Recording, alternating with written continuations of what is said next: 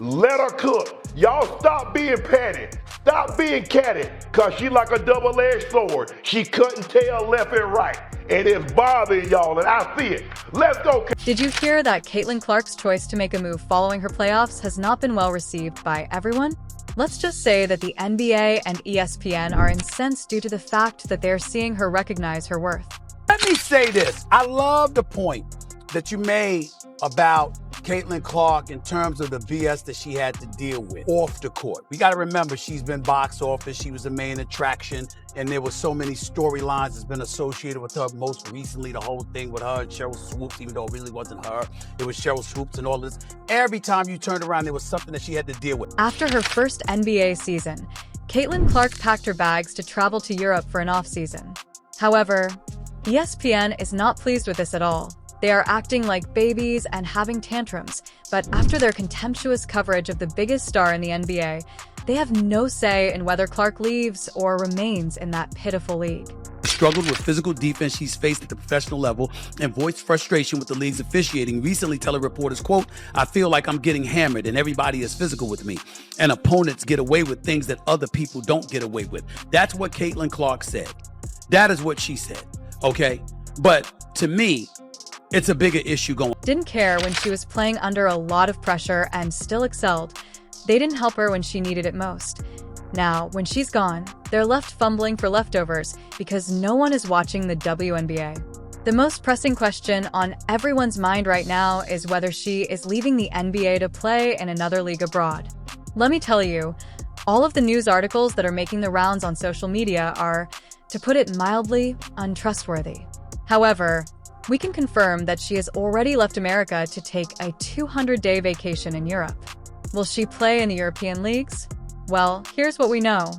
With that news, we've already heard from Caitlin Clark that she will not be playing overseas. She won't be playing in any organized basketball organization. She actually said that she is going to become a professional golfer during this offseason. Don't know. She has also been an amazing soccer player during her college years. Her highlights from one game where she scored 3 goals. That's right, 3 goals in one game. And I know these highlights are far from HD 4K, so I zoomed in after each goal so you could get a closer look. Caitlin does such a good job of staying on sides here, and then the second that pass goes through, she puts on the afterburners and then hammers it home low. You heard properly, yes. Following his dominance on the basketball court and his inception of the NBA in her free time, Caitlin Clark aspires to break golf records as she prepares to start her professional career. Instead of owning the fact that what really was their objective and what really was their agenda is that they resented the fact that this young lady who came into the league, took it by storm, and drew in a level of attention that they weren't able to endure. They weren't able to. In addition, for those of you who don't know, she was an outstanding collegiate soccer player.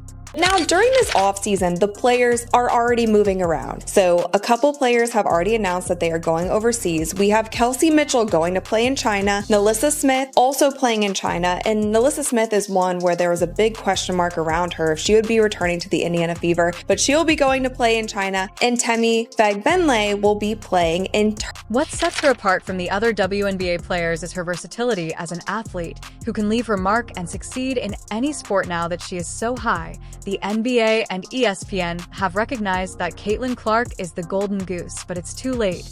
Her ship has already set sail over the Atlantic.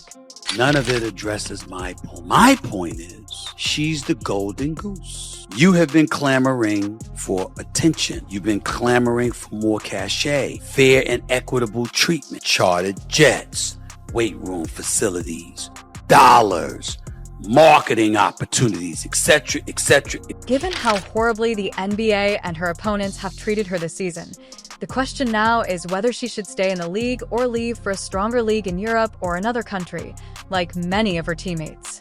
The WNBA season ending for many teams, there are already so many players heading overseas to play during the offseason. But with all of the drama currently surrounding the WNBA, on top of the low-paying salaries, some of these players are questioning if they'll even return. Although Caitlin Clark has said that she is not joining any European leagues and that she may rejoin the league the following season, the question at hand is whether she should stay in the NBA and risk further losses to her fitness reputation and overall ability. In her exit interview, Storm player Gabby Williams warned the WNBA, if you want to keep international players, you need to do better. So here's what she had to say. The W thinks that they don't have to pay us more in order for us to be here.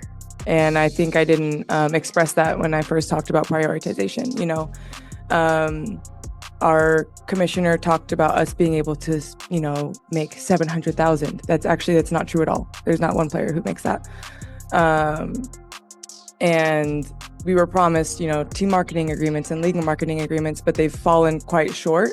So it's still not enough for us international players to want to stay here. And that's a choice of the players. If I make a choice to make more money and whatever, and then the, you know, teams are mad that I don't come back, but that's how it is. So yes, it just, the WNBA, you know, if you want us to be here, you have to pay us more.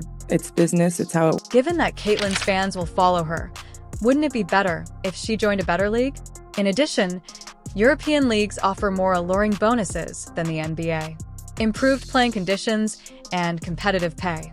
Specifically, a lot of these casual fans who have come into watching the WNBA because of Caitlin Clark, who plays a smooth style of basketball, who shoots from really far away, who makes great passes, who handles the ball well. People are coming for a style of play that is similar to that. They are not looking for post players to be posting up on one another, drop step, one step to the basket, cheap shots, fouls, slow style of basketball. They want to see a run and gun game, and I think that that is the most exciting way to watch a women's. Many players have already left the NBA to offer their services overseas after becoming dissatisfied with the organization's leadership. For example, Gabby Williams, a forward for the Seattle Storm, complained about the league's low pay and lack of promotion opportunities, but the commissioner chose to openly ignore her. Gabby also exposed the commissioner's lies. This is exactly what's wrong with the NBA. They don't care if players are receiving lower salaries, getting fouled frequently, or receiving disrespectful treatment from other players. She was compelled to look for better opportunities after her requests were turned down, and she signed a contract with the Turkish team for Bocca SK in 2024. Kennedy Carter now with 12 points off the bench. And Caitlin Clark has become the biggest victim of NBA officials. Envious veterans treated her disrespectfully, made fun of her on the court, and harassed her in every way they could. You may remember the well-known I puke incident, where Caitlin Clark was the victim of a flagrant foul committed by Wright Dick Carrington, who was brazenly celebrating it with her teammates during the game. The NBA just looked on in silence as they ridiculed sportsmanship and fair play. There is no one like Caitlin Clark. In the history of the WNBA, Angel Reed took part in the same celebrations after the savage fouls attacked Caitlin Clark, and the WNBA once more blatantly ignored her offenses and took no action. Said Caitlin Clark received 17% of the WNBA's flagrant fouls this season, and 80% of those flagrant fouls were committed by the Chicago Sky against Caitlin. When I say that ESPN did not support Caitlin Clark in any manner or denounce the Assailants for their egregious harassment of the best WNBA player to come out in a long time, where was the outrage? My issue and my question is, where the fuck are her teammates at? Where y'all at? Where the rest of the Indiana Fever at? I've seen a couple girls smirk when she's got knocked down, half-assed to pick her up. Like, y'all supposed to protect the asset, protect the star. And all this is the team, she's the star. You always protect your star. Given the number of fouls she has received this season, it is clear that Clark has had enough and is quitting a league that has been using her as a punching bag. Struggled with physical defense she's faced at the professional level and voiced frustration with the league's officiating, recently telling reporters, quote, "I feel like I'm getting hammered and everybody is physical with me, and opponents get away with things that other people don't get away with." That's what Caitlin Clark said. That is what she said, okay? But to me, it's a bigger issue going. Yes, you read correctly. Here's why Caitlin Clark, the NBA's Rookie of the Year, should remain. We know that she has contributed to the Indiana Fever's success, and that the team could have won that playoff game had Clark not been injured. During her rookie season, Clark received almost 20% of the team's total fouls, or about 15th of the season's total fouls. We should have been giving her the credit. We saw the ratings, we saw the merchandise sales, we saw the attendance, but y'all want to make it about something else. Oh, what about the women that laid the foundation? What about this? What about it? That ain't got nothing to do with Caitlin Clark. Caitlin Clark is box office. She's doing this. And instead of giving her credit, y'all tried to make it about, oh, y'all poo-pooing the old girl. She had to use physical force to protect herself from the frequent fouls. Clark acknowledged feeling as though she was being battered. Since Caitlin Clark has arrived on the scene, record ratings, record revenue, everything that you could think, record attendance, everything. They've never had it before. Prior to Caitlin, her team could only muster a few thousand fans, but she sold out stadiums and revolutionized the sport when she made her debut. When you have the face of your league getting nearly 20% of all flagrant fouls called against her, that is an issue. And that's not just an issue that the players have to work out. That is from top down. That goes to the commissioner level. Like, that is the level that needs to control these kinds of... Since Caitlin Clark entered the scene, she has proven that she is more than just a celebrity and the best of the best, defeating Hall of Fame players like Diana Taurasi on multiple occasions. However, has SBSN treated her like the celebrity she is? Nope, they missed the mark, and now they're desperately trying to maintain their reputation. And those folks were very, very loud and conspicuous with their dissent towards things involving Caitlin Clark. When we pointed that out, we said why? What was the necessity for it? Because a rising tide lifts all boats. Additionally, while she was carrying the entire league on her back, the NBA opted to overlook the fact that their biggest draw was being eliminated. Nevertheless, now that Caitlin has had enough and wants to succeed for herself, they all appear to care that it is their loss.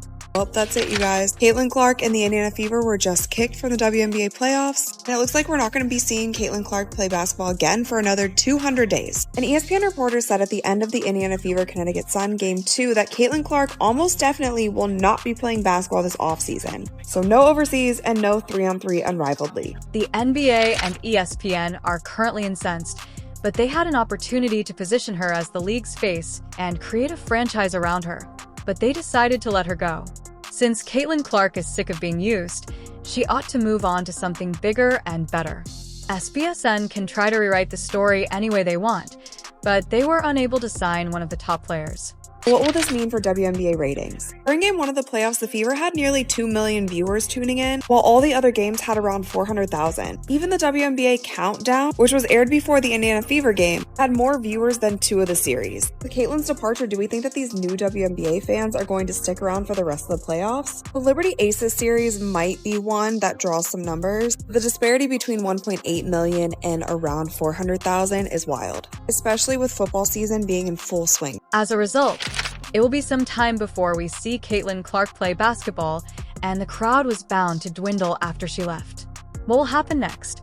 Will Caitlin be moving somewhere where her abilities will be genuinely appreciated? Will the NBA and ESPN try to figure out what went wrong? As always, thank you for watching, and let's move on.